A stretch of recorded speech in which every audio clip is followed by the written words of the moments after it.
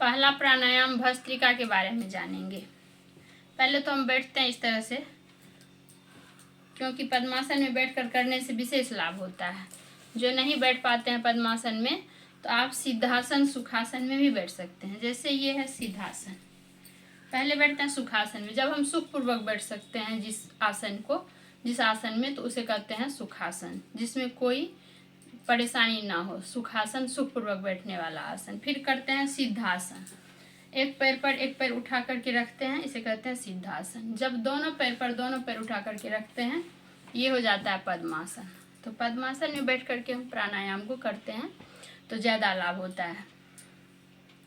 दोनों हाथ को ज्ञान मुद्रा में इस तरह से रख लेते हैं। पहला प्राणायाम भस्त्रिका। भस्त्रिका के करने से फेफड़ा सबल होता है, मजबूत होता है। सांसों की क्रिया जब हम लंबा गहरा करते हैं, लेते हैं, छोड़ते हैं, तो हमारे अंदर जो नस नाड़ी है वह सभी खुल जाता है और हमें कफ पित्त वात से बचाता है।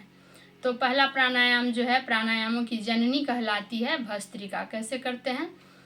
सीधे बैठ करके दोनों नासिका से भरपूर सांस लेते हैं इस तरह से, फिर छोड़ते हैं धीरे धीरे।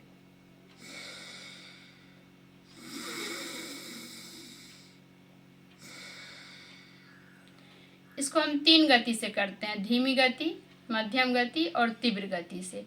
जब 2.5 सेकंड में सांस को लेते हैं, 2.5 सेकंड में सांस को छोड़ते हैं, तो इसे कहते हैं धीमी गति भस्त्रिका प्राणायाम। फिर इसके आधे समय में सांस को लेते हैं, छोड़ते हैं, तो मध्यम गति।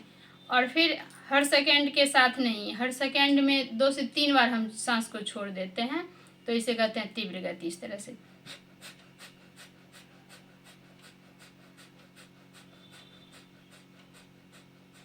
तो भस्त्रिका प्राणायाम पहला प्राणायाम है ये।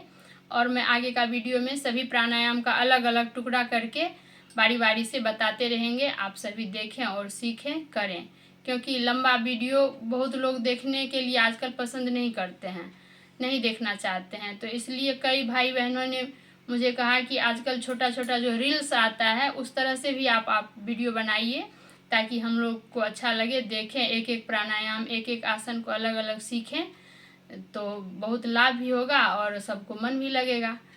तो इस तरह से छोटा छोटा वीडियो मैं बनाती हूँ, आप लोग निश्चित रूप से देखें और सीखें इसे।